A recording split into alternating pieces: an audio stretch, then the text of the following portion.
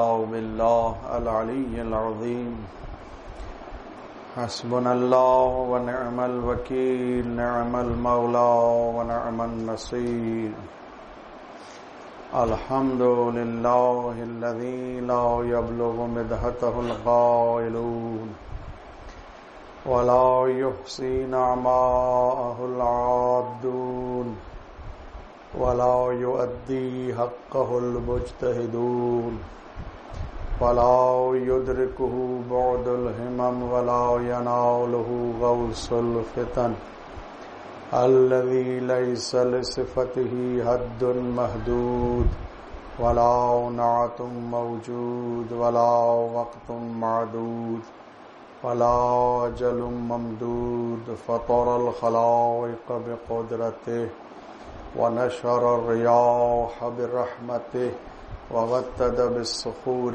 ميدان أرضه الصلاة والسلام والتحية والإكرام على النبي الأمي القرشي الأبتهي الهاشمي المكي المدني الذي سمي في السماء بأحمد وفي الأرض بأبي القاسم المصطفى محمد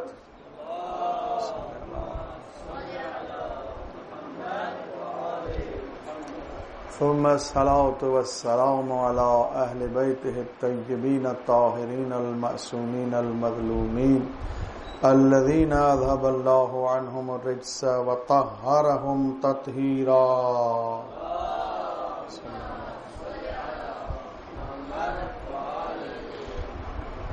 ورحمة الله على مواليهم ولعنة الله على أعدائهم أجمعين أما بعد قال الله تبارك وتعالى في كلامه الكريم بسم الله الرحمن الرحيم ادعوني أستجب لكم صلوات صلی اللہ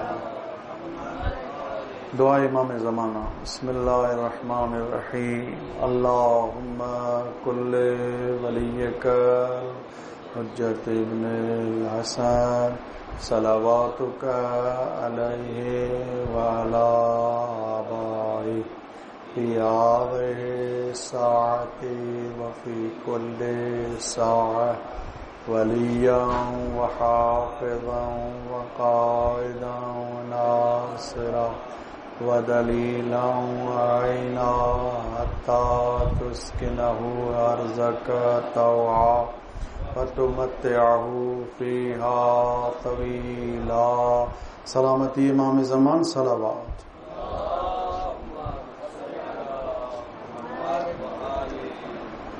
عزیزان محترم بار محمد و آل محمد صلوات صلی علی محمد و آل محمد وعجل فرجہ. دعا کے موضوع پر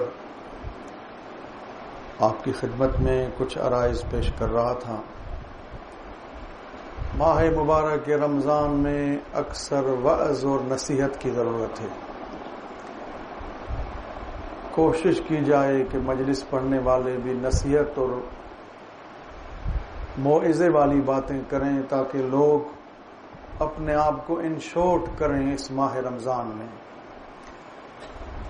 بہت شدید سردی جب یورپین کنٹریز میں ہوتی ہے تو ایک انجیکشن نکلا ہے کہ وہ کوئی اگر لگا دے تو وہ جراثیم جو سردی کے اندر جسم میں جا کے بیمار کرتے ہیں، بخار آتا ہے، اس سردی سے اس کو ڈیفینس کرتے ہیں. اس کا وہ جو انجیکشن میں ایسا مٹیریل پڑا ہوا ہے. تو ہم کیوں نہ ماہ رمضان میں پورا سال اپنے آپ کو شیطانی جراثیم سے بچائیں. ماہ مبارک رمضان میں ایسا کام کریں. السلام علیکم. میں نے کل بھی عرض کیا کہ شیطان بندھا ہوا ہے. یہ نعمت الہی ہے. ماہ رمضان میں جب شیطان بندھا ہوا ہے تو اپنی فکر کو، اپنے نفس کو، اپنے روح کو پاک کریں. ہم اپنے کھانے پینے کے لیے کتنا سوچتے ہیں یہ چیز نقصان دے گی، شوگر ہے، یہ چیز نقصان دے گی، ہارٹ کا پرابلم ہے، یہ چیز نقصان دے گی، کڈنی کا پرابلم ہے. یعنی جسم کے لیے پرہیز کتنا کرتے ہیں اور جسم کی لیے جو وٹامنس کی ضرورت ہوتی ہے وہ کتنے یوز کرتے ہیں. لیکن کبھی ہم نے سوچا ہے کہ باڈی پاور کے علاوہ سول پاور کی بھی انسان کو ضرورت ہے. کیا وہ چیز جو روحانی غذا انسان کے لیے ضروری ہے اس کو یوز کریں اور ان چیزوں سے پرہیز کریں جو روح کو نابود اور برباد کرتی ہے. کیونکہ روح ایک ابدی چیز ہے، جسم ایک ٹیمپرری چیز ہے. انسان کے ساتھ جس چیز کا تعلق ہمیشہ رہتا ہے اس کو روح کہتے ہیں. جب روح جسم سے جدا ہو جاتی ہے تب انسان کے بدن میں بو آنے لگتی ہے. بس معلوم یہ ہوتا ہے کہ اصل خوشبو پیدا کرنے والی چیز کا نام روح ہے. اصل حیات طیبہ کے لیے جس قرآن کریم نے تعبیر کیا ہے آیات الہی میں، حیات طیبہ کیا ہے؟ حیات طیبہ یہ ہے کہ انسان کی روحانی طاقت اور روحانی لائف مضبوط ہو جائے کہ وہ ہل نہ پائے ان شیطانی جراثیم سے.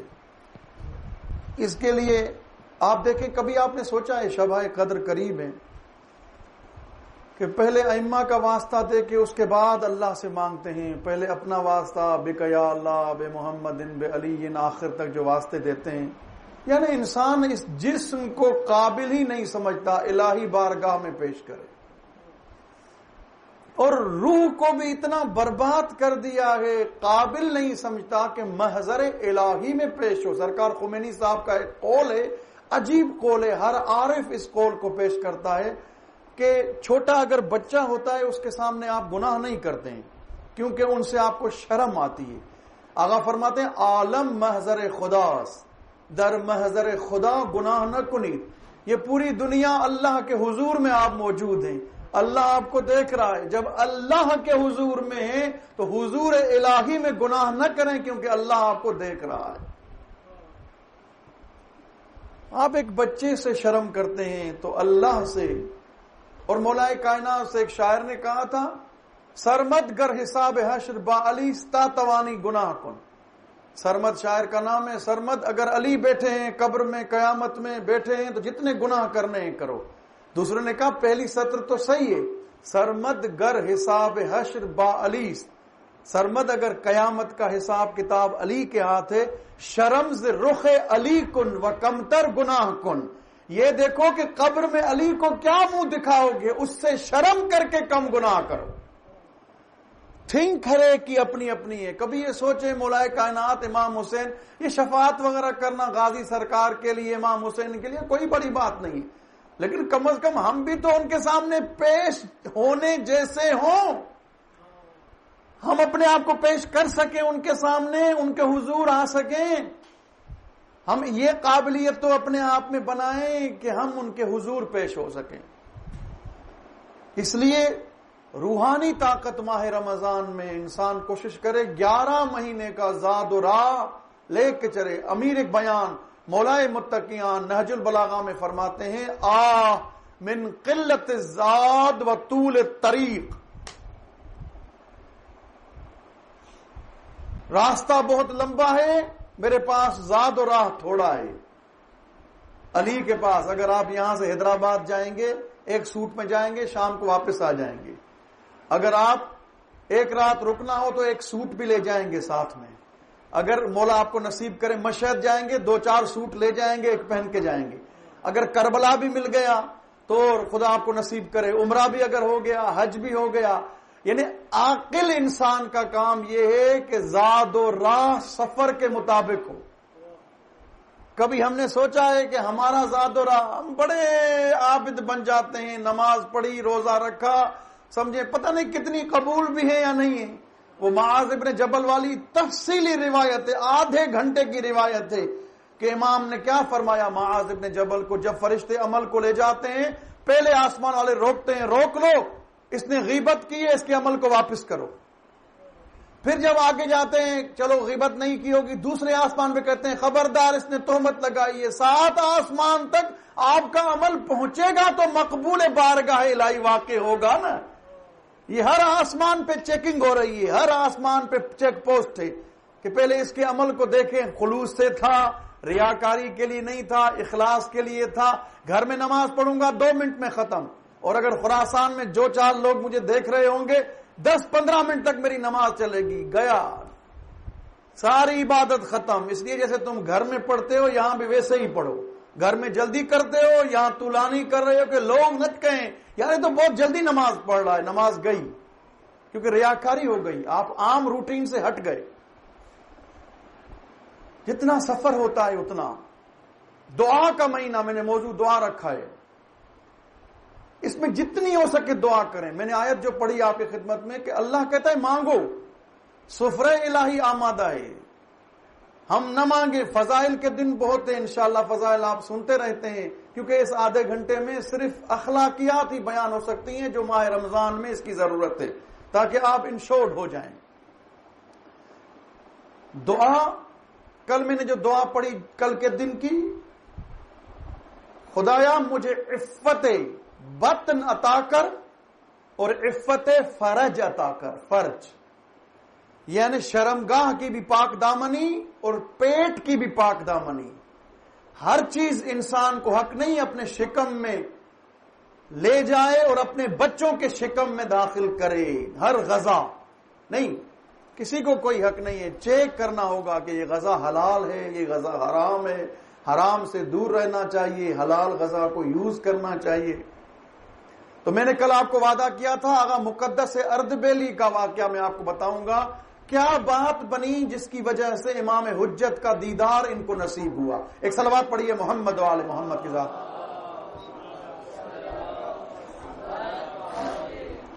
آغا مقدس اردبیلی کے والد محترم، اردبیل ایران کا ایک شہر ہے جو شمال کی طرف واقع ہے، تقریباً تہران سے 7-8 گھنٹے کا راستہ ہے ایران کے کیپٹل سے. وہاں ان کی رہائش تھی.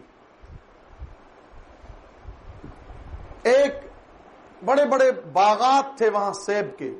تو ہمارے ہاں جیسے آزاد کشمیر میں بھی ہیں، گلگت بلتستان میں بھی ہیں، جہاں سیب ہوتے ہیں تو وہاں چھوٹے چھوٹے یا باغات میں پانی بہتا ہے، چھوٹی چھوٹی نہر ٹائپ بنی ہوتی ہے، اسے پانی بہتا ہے. پھر مختلف جگہوں پہ آپ کے پارا چنار میں بھی یہ اس طرح پانی ہے. ٹھیک ہے. تو اب جیسے جیسے پانی وہاں سے پھر السلام علیکم پانی پھر گھومتا ہے، ہر کھیتی میں جاتا ہے، کئی باغات میں. اس پانی کے اس میں ایک سیب جا رہا تھا. سیب، اس نے سیب اٹھا کے کھا لیا. اچھا ایک شرعی مسئلہ آپ کو بریکٹ میں بتا دوں، وہ یہ ہے کہ ایک شریعت میں حق المارہ ہے. حق المارہ کسے کہتے ہیں؟ اگر کسی باغ سے آپ کا گزر ہو رہا ہے، مارہ کہتے ہیں گزر کو، تو اگر نیچے کوئی چیز پڑی ہوئی ہے تو آپ اٹھا کے کھا سکتے ہیں اس کو، مگر یہ کہ آپ کو پتا ہو کہ اس سے بھی راضی نہیں ہے مالک. یہ الگ گفتگو ہو گئی. اگر پتا نہیں ہے تو اجازت نہ ضروری نہیں ہے. گزر رہے ہیں، جان بوجھ کے آپ وہ راستہ اختیار نہ کریں کہ سیب کے باغ سے ہی گزرے، راستے اور بھی ہیں، لیکن اگر گزر وہیں سے ہو رہا ہے تو آپ کھا سکتے ہیں، لیکن لے کے نہیں جا سکتے ہیں. تو آغا وجدانی فخر مرحوم رمضان ہے، آپ تھکے ہوئے ہیں، ہمارے استاد محترم تھے، تو وہ فرماتے تھے پتہ ہے اجازت کیوں نہیں دیے لے جانے کی؟ وہ مولانا لوگ جو بڑی بڑی قبائیں پہنتے ہیں نا، ان کے بڑے بڑے جیب ہوتے ہیں. تو آغا فرماتے تھے اگر یہ مولانا لوگ لے جائیں گے تو مالک کا کچھ بچے گا ہی نہیں، اس لیے اللہ نے کہا یہیں بیٹھ کے کھاؤ. صرف صلوات پڑھیے محمد و آل محمد کی ذات. تو انہوں نے ایسے ہی، میں نے کہا کہ چینجنگ آ جائے، کچھ آپ بھی تھکے ہوئے ہیں روزے کے، تو انہوں نے کہا یہ مسئلہ شرعی ہے کہ بیٹھ کے. تو وہ ایک باغ سے گزر رہی تھی، یہ تو وہاں سے آغا اردبیلی نہیں گزر رہے تھے، لیکن ایک نہر سے ایک سیب گزرا. اٹھا کے انہوں نے سیب جب کھا لیا، اچانک ذہن میں بات آئی کہ میں نے اس کے مالک سے پرمیشن لی ہے.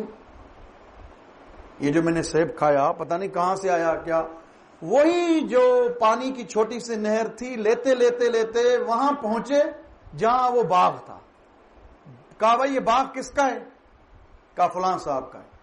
پہنچے. توجہ کریں اپنی لائف میں کیا بات باعث بنتی ہے کہ امام خود دیدار کراتے ہیں مقدس اردبیلی کو. کوئی بڑی بات نہیں ہے. شاعر کہتا ہے مولا کے لیے کوئی دیدار کرانا بڑی بات نہیں ہے. غبار چشم بے نشان تا نظر توانی کر، اپنی آنکھوں کا جو مٹی ہے اس کو دور کرو، امام آپ کو دکھائی دیں گے. آغا بہجت میرے استاد محترم، صبح کی نماز کی توفیق ہوتی تھی، خدا ان کو غریق رحمت کرے. آگا بڑے بڑے ملکوں سے لوگ آتے تھے ان کے پیچھے نماز پڑھنے کے لیے، جگہ رکھتے تھے شب جمعہ کہ ہمیں یہاں توفیق کو نماز پڑھنے کی. تو واقعات ہیں میرے پاس آگا کے جو ہمارے ساتھ ہوئے، نہیں بیان کر رہا ہوں، صرف ایک چھوٹا سا واقعہ. آغا بہجت امام رضا کے حرم میں گرمیوں کی چھٹی وہاں کرتے تھے، اور وہاں مولا کے حرم کے بعد جب آپ بھی جائیں ضرور جائیں، صحن انقلاب کی ایک خاصیت ہے مولا رضا کے حرم میں. جب آپ بیٹھیں گے تو آپ کا رخ قبلے کی طرف بھی ہوگا اور آپ کا رخ مولا کے ذریعے کی طرف بھی ہوگا.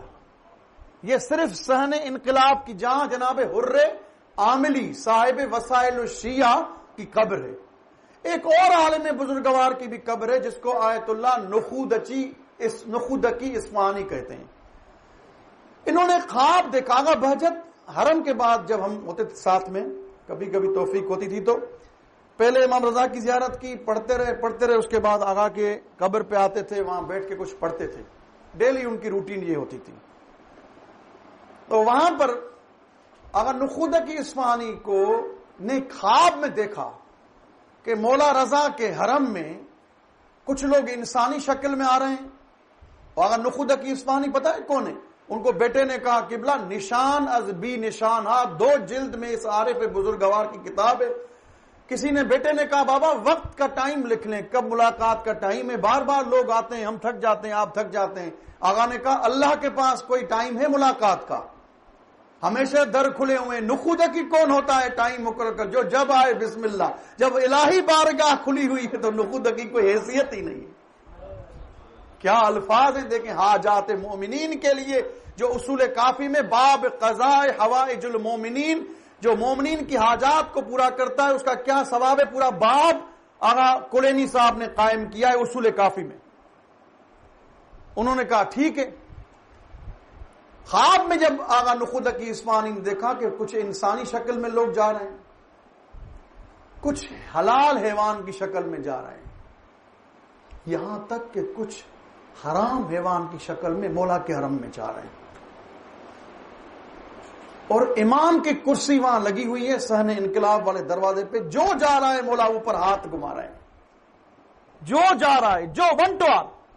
آغا نخودکی اٹھے، انہوں نے وصیت کی کہ میری قبر اسی جگہ پہ بنانا تھا کہ جو زائر آ رہے ہیں ان کے پاؤں میری قبر سے مس ہوتے جائیں. آغا حسن زادہ آملی جب میری پہلی ملاقات ہوئی، بہت بڑے عارف ہیں. آغا حسن زادہ آملی سے میں متاثر ہوا. آغا فرماتے ہیں کہ لوگ جاتے ہیں چڑیا گھر میں حیوان دیکھنے کے لیے، میں مارکیٹ میں جا کے حیوان دیکھتا ہوں کیونکہ ہوتے لوگ انسان ہیں لیکن مجھے حیوانی شکل میں نظر آتے ہیں. کچھ لوگ حیوانی شکل میں ہوتے ہیں، ان کی اصلیت جو ہے وہ ہوتی ہے. تو ہر شکل والے کو مولا رأفت کی رحمت، اس کرسچن ہے، کوئی بھی ہے، کوئی گنہگار ہے، کوئی شدید ہے، کوئی کیا بھی ہے، لیکن کیونکہ میرے حرم میں آ رہا ہے تو رحمت واسعہ حرم امام. اسی لیے امام رضا کا لقب رؤوف ہے. رؤوف، رأفت امام کی اتنی شدت کے ساتھ سب پہ ہاتھ گھما رہے ہیں. تو آغا نخودکی اصفہانی نے وصیت کی کہ یہ. تو آغا بہجت کو کسی نے کہا حرم امام رضا میں، آغا مجھے 1 ہفتہ ہو گیا ہے، بہت دن ہو گئے، میری حاجت پوری نہیں ہوئی ہے. دیکھیں دعا کو معرفت کے انداز سے آپ لیں، میں اپنے موضوع سے نہیں ہٹاؤں. دعا کس طرح مانگی جائے؟ آغا اتنے دن ہوئے میری دعا قبول نہیں ہو رہی. آغا نے کہا اپنی اینک کو اتارو، تمہیں نظر آئے گا تمہاری دعا قبول ہوئی یا نہیں. واقعاً وہ اینک پہنے ہوئے تھا. اس نے اینک اتار کے کہا قبلہ. آغا نے کہا اپنے دل کے اینک کو صاف کرو. جملہ سنیے گا میرے آغا کا. آغا نے فرمایا یہ ہو ہی نہیں سکتا. رؤوف امام رضا تمہیں اپنے حرم میں بلائے اور تجھے تیری حاجت کا جواب نہ دے. امام نے پہلے حاجت پوری کی ہے، اس کے بعد تمہیں بلایا ہے. صلوات پڑھیے عظمت آل محمد پر.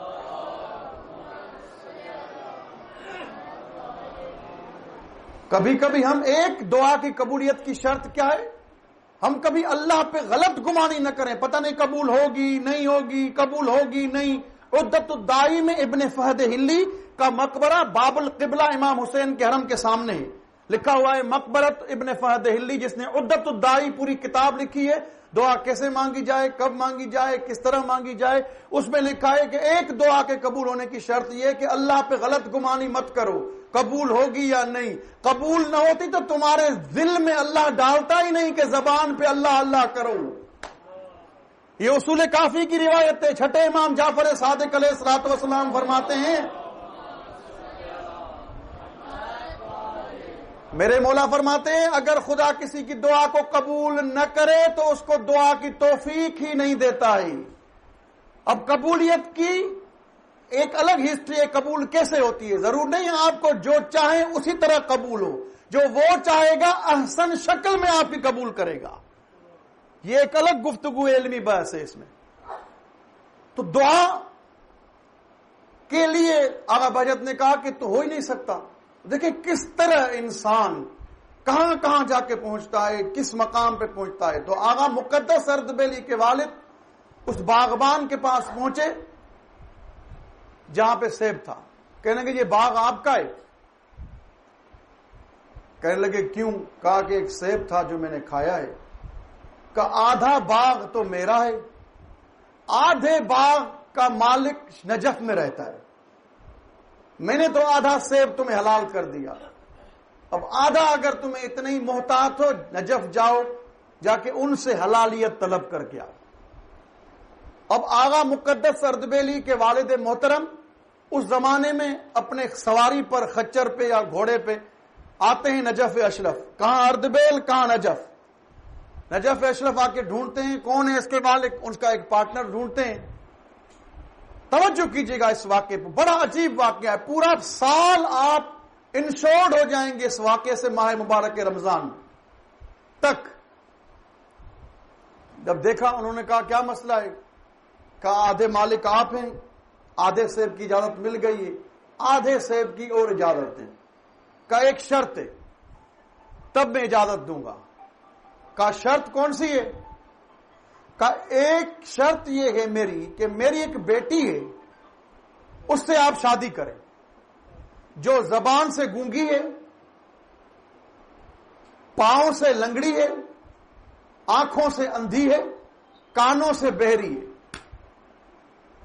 توجہ کیجیے گا. ایک نوجوان آغا مقدس اردبیلی کے والد صاحب، ابھی آغا مقدس اردبیلی پیدا نہیں ہوئے ہیں، نوجوان کہاں گئے؟ اس لیے سرکار خمینی صاحب نے کہا ہے کہ نوجوانی میں اگر کوئی اپنی اصلاح نہ کر سکا بڑھاپے میں بھی نہیں کرے گا. توجہ کیجیے گا، جب نوجوانی میں اصلاح نہیں کر سکا بڑھاپے میں شہوت نہیں رہتی. لیکن انسان کو گناہ کا پاور نہیں ہوتا، لیکن آنکھیں انسان کی بھوکی ہوتی ہیں. نامحرم کی طرف پھر بھی دیکھتا ہے. کیوں؟ کچھ ہے نہیں اس میں، لیکن کیونکہ جوانی میں اپنے آپ کو تربیت نہیں کی ہے اس لیے آنکھیں اس کی اب بھی بھوکی ہیں. اس نے عادی کیا ہے اپنے آپ کو. تو آگا اس نے کہا 3 شرطیں ہیں. ایک شرط ہے 4 جس میں شرطیں ہیں. ایک لنگڑی، میری بیٹی لنگڑی بھی ہے، بہری بھی ہے، اندھی بھی ہے، گونگی بھی ہے، شادی کرو. اس نے کہا خدا کے بندے میں نوجوان ہوں، اتنی بڑی شرط نہ رکھو میرے لیے، بیٹھ جاؤ بیٹا. اگر شادی سیب کی اجازت دینی ہے تو دے دو. کہا نہیں ہے میری شرط قبول ہے. سوچو جا کے 1 ہفتہ 2 ہفتہ جا کے سوچو، اگر قبول ہے تو ٹھیک ہے، نہیں تو میں آدھے سیب کی اجازت نہیں دوں گا.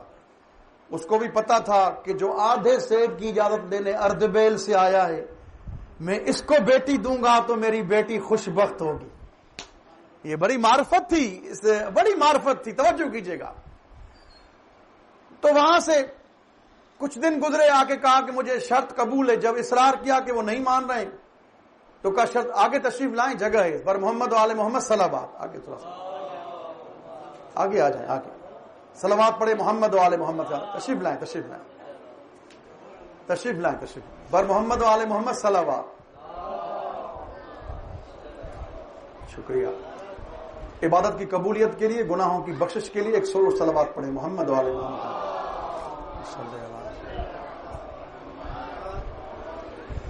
تو توجہ کریں میری طرف. اب انہوں نے کہا کہ بھائی مجھے شرط قبول ہے. جب دیکھا کہ وہ ضد کر رہے ہیں، کہا آپ کی بیٹی لنگڑی اور جو آپ کی بیٹی آنکھوں سے اندھی، کانوں سے بہری، مجھے قبول ہے، میں شادی کروں گا. کہا ٹھیک ہے، میں نے تمہیں آدھے سیب کی جو میری اجازت کے بغیر کھایا تھا اس کی اجازت دے دی میں نے. جب آغا مقدس اردبیلی کے والد اس بندے خدا کی بیٹی کو لے کے آئے دیکھا بیٹی ذکر الہی میں مصروف ہے، دیکھ کے کہا تم تو بول رہی ہو، تمہارے بابا نے کہا تھا کہ تم گونگی ہو، سن بھی لیا۔ جب انہوں نے بات کی تو کہا تم تو بہری بھی نہیں ہو، دیکھا کہ آنکھ سے دیکھ بھی رہی ہیں۔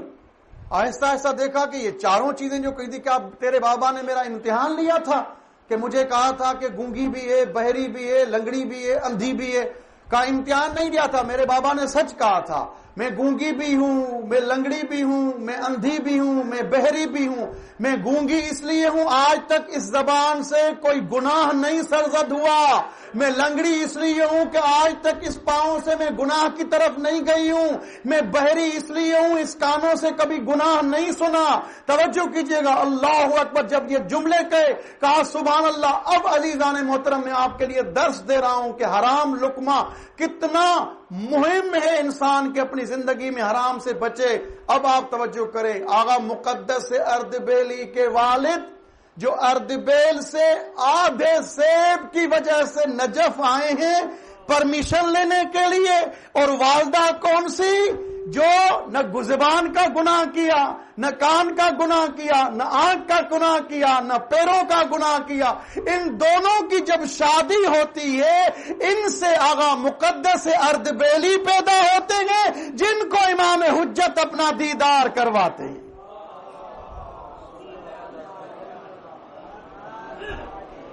مولا کے آمد کے لیے بلند آواز سے صلوات پڑھے محمد و آل محمد صلی اللہ۔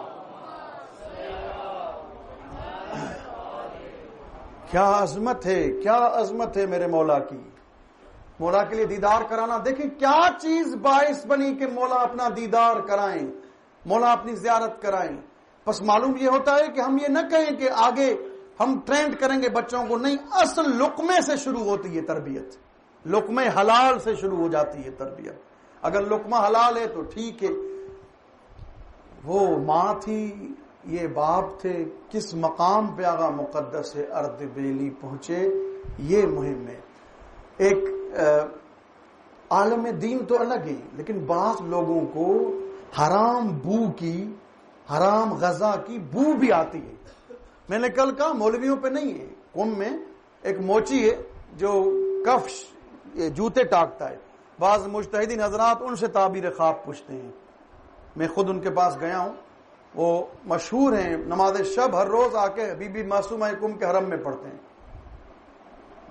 آپ بھی امام کے حضور حاضر ہو سکتے ہیں، امام آپ کے خواب میں بھی آ سکتے ہیں، یہ کوئی ہی نہیں ہے۔ ممکن ہے ایک مولانا ہو، بے عمل ہو، بد عمل ہو، اس کا علم اس کے منہ میں اللہ ڈالے، کوئی تمہارا علم نہیں چاہیے، اگر علم ہے عمل ہے تو سب کچھ ہے۔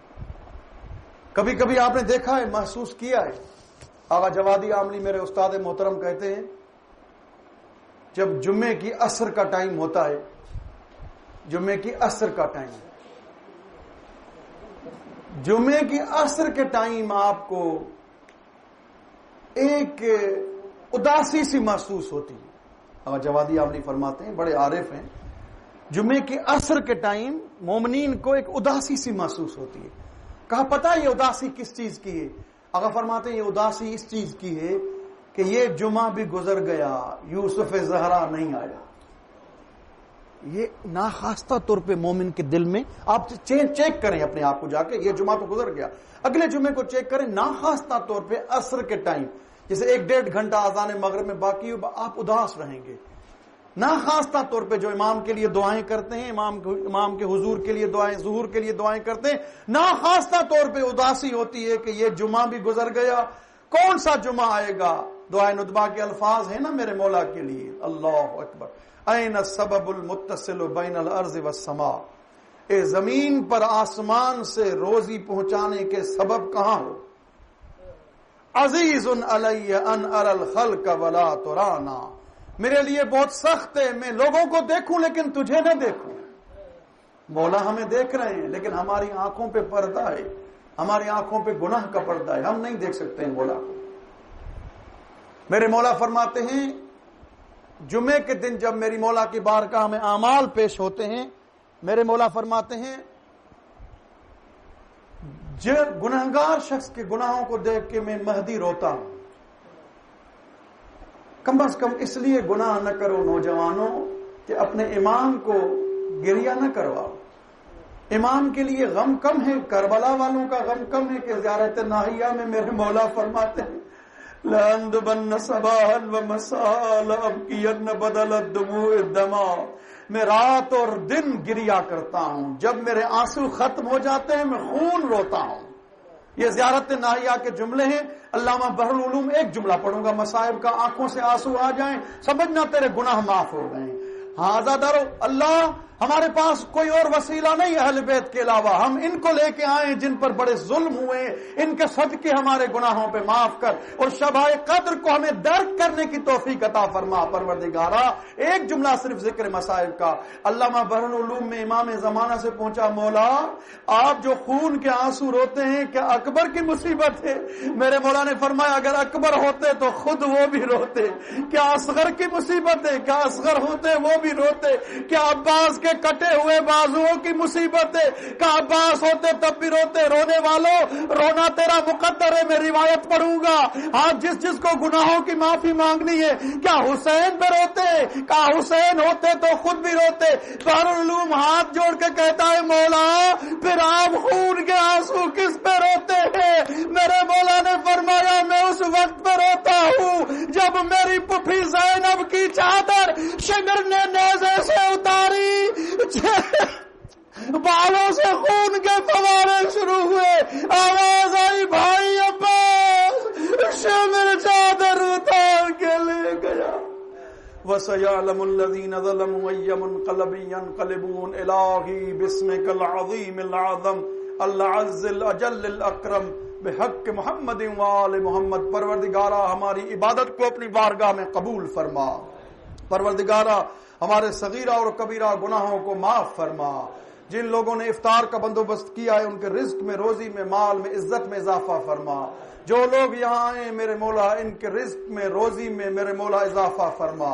ان کے شرعی حاجات کو پورا فرما، ان کی پریشانیوں کو دور فرما، بیماروں کو شفا عطا فرما، تنگ دستوں کو وسعت رزق عطا فرما، امام حجت کے ظہور میں تعجیل فرما.